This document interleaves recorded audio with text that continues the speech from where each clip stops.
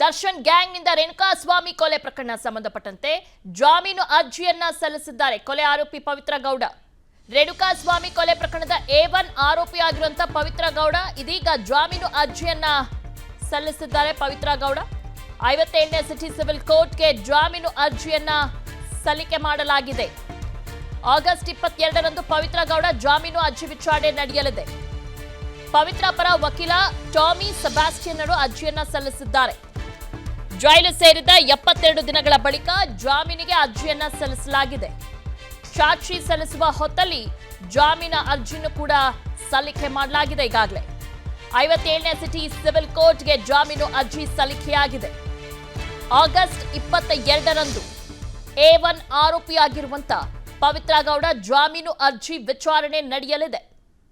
ಪವಿತ್ರ ಪರವಾಗಿ ವಕೀಲ Tommy Sebastian ಅರ್ಜಿಯನ್ನ ಸಲ್ಲಿಸಿದ್ದಾರೆ. ಈಗಾಗಲೇ ಜೈಲು ಸೇರಿದ 72 ದಿನಗಳ ಬಳಿಕ ಈ ಒಂದು ಜಾಮೀನು ಅರ್ಜಿಯನ್ನ ಸಲ್ಲಿಸಿದ್ದಾರೆ. A1 ಆರೋಪಿಯಾಗಿರುವಂತಹ Pavithra Gowda charge sheet ಸಲ್ಲಿಸುವ ಹೊತ್ತಲ್ಲೇ ಜಾಮೀನು ಅರ್ಜಿಯನ್ನ ಕೂಡ ಸಲ್ಲಿಸಿದ್ದಾರೆ.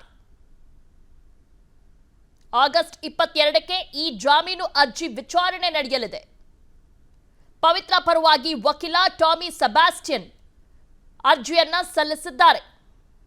ಹೀಗಾಗಿ ಆಗಸ್ಟ್ 22ನೇ ತಾರೀಕು ಏನಾಗಬಹುದು ಕಾದು ನೋಡಬೇಕು. ಪವಿತ್ರ ಗೌಡಗೆ ಜಾಮೀನು ಸಿಗುತ್ತಾ ಇಲ್ವಾ ಅನ್ನೋದನ್ನ ನೋಡೋಣ. ಸದ್ಯಕ್ಕೆ ಈಗ ಅರ್ಜಿಯಷ್ಟೇ ಸಲ್ಲಿಸಿದ್ದಾರೆ. ಓಕೆ, ಅದ್ರ ಬಗ್ಗೆ ಡೀಟೇಲ್ಸ್ ಅನ್ನ ನೀಡ್ತಾರೆ ನಮ್ಮ crime reporter Bharat. A1 ಆರೋಪಿಯಾಗಿರುವಂತಹ Pavithra Gowda ಈಗ ಜಾಮೀನು ಅರ್ಜಿಯನ್ನ ಸಲ್ಲಿಸಿದ್ದಾರೆ. ಇದು ಸಂಬಂಧಪಟ್ಟಂತೆ ಅಪ್ಡೇಟ್ಸ್ ಏನಿದೆ, ಜಾಮೀನು ಅಷ್ಟು ಸುಲಭವಾಗಿ ಸಿಗಬಹುದಾ ಏನು ಅಂತ? ದಿವ್ಯಾ, ಏನು ರೇಣುಕಾಸ್ವಾಮಿ ಹತ್ಯೆ ಪ್ರಕರಣಕ್ಕೆ ಸಂಬಂಧಪಟ್ಟಂತೆ ಹಲವು ಆರೋಪಿಗಳನ್ನ ಬಂಧನ ಮಾಡುವಂತ ಒಂದು ಕೆಲಸವನ್ನ ತನಿಖಾ ತಂಡ ಮಾಡಿತ್ತು. ಇದರ ಜೊತೆಯಾಗಿ ಈಗಾಗಲೇ ಈ ಪ್ರಕರಣದ ಎಲ್ಲ ಆರೋಪಿಗಳು ಪರಪ್ಪನ ಅಗ್ರಹಾರದಲ್ಲಿರ್ತಕ್ಕಂಥದ್ದು. ಅದರಲ್ಲಿ ಇದೀಗ ಈ ಪ್ರಕರಣದ A1 ಆರೋಪಿಯಾಗಿರ್ತಕ್ಕಂತಹ ಪವಿತ್ರ ಗೌಡ ಏನಿದ್ದಾರೆ, ಜೈಲು ಸೇರಿದ 72 ದಿನಗಳ ನಂತರ ಇದೀಗ ಜಾಮೀನಿಗೆ ಅರ್ಜಿಯನ್ನ ಸಲ್ಲಿಕೆ ಮಾಡಿರುವಂಥದ್ದು. ಅದರಲ್ಲೂ ಪ್ರಮುಖವಾಗಿ ಪ್ರಥಮವಾಗಿ ಜಾಮೀನು ಅರ್ಜಿಯನ್ನ ಸಲ್ಲಿಕೆ ಮಾಡಿದ್ದಾರೆ. ಒಂದು ಕಡೆಯಲ್ಲಿ ಈ ಪ್ರಕರಣದ ತನಿಖಾ ತಂಡ ಈಗಾಗಲೇ ಒಂದು ಚಾರ್ಜ್ ಶೀಟ್ ಅನ್ನ ಸಲ್ಲಿಕೆ ಮಾಡಲು ಎಲ್ಲ ರೀತಿಯ ಸಿದ್ಧತೆಗಳನ್ನ ಮಾಡ್ಕೊಳ್ತಾ ಇದೆ. ಹಾಗಾಗಿ ಇದರ ಬೆನ್ನಲ್ಲಿಯಲ್ಲಿ ಇದೀಗ ಒಂದು ಜಾಮೀನಿಗೆ ಅರ್ಜಿಯನ್ನ ಸಲ್ಲಿಕೆ ಮಾಡಿರುವಂಥದ್ದು. ಹಿರಿಯ ವಕೀಲರಾಗಿರತಕ್ಕಂಥ ಟಾಮಿ ಸೆಬಾಸ್ಟಿಯನ್ ಅವರ ಮುಖಾಂತರ ಈಗಾಗಲೇ ಒಂದು ಜಾಮೀನು ಅರ್ಜಿಯನ್ನ ಸಲ್ಲಿಕೆ ಮಾಡಿದ್ದಾರೆ. ಈ ಒಂದು ಅರ್ಜಿಯ ವಿಚಾರಣೆ ಏನು 22ರಂದು ವಿಚಾರಣೆಗೆ ಬರುತ್ತೆ. ಆ ಸಂದರ್ಭದಲ್ಲಿ ಸಾಕಷ್ಟು ರೀತಿಯ ಒಂದು ಅಂಶಗಳನ್ನು ಉಲ್ಲೇಖ ಮಾಡಲಾಗಿರುತ್ತೆ. ಇದೇ ಸಂದರ್ಭದಲ್ಲಿ ಈ ತನಿಖಾ ತಂಡವು ಕೂಡ ಈ ಒಂದು ಜಾಮೀನು ನೀಡದಂತೆ ಅಬ್ಜೆಕ್ಷನ್ ಅನ್ನ ಹಾಕುವಂತ ಒಂದು ಸಾಧ್ಯತೆ ಕೂಡ ಹೆಚ್ಚಿರುತ್ತೆ. ದಿವ್ಯಾ.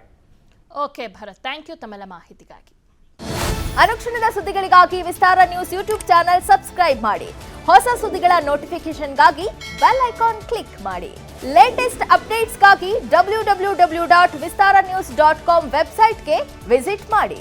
ಅಂಗೈಯಲ್ಲೇ ಜಗತ್ತಿನ ಸುದ್ದಿ ತಿಳಿಯಲು Vistara news Kannada app download ಮಾಡಿ.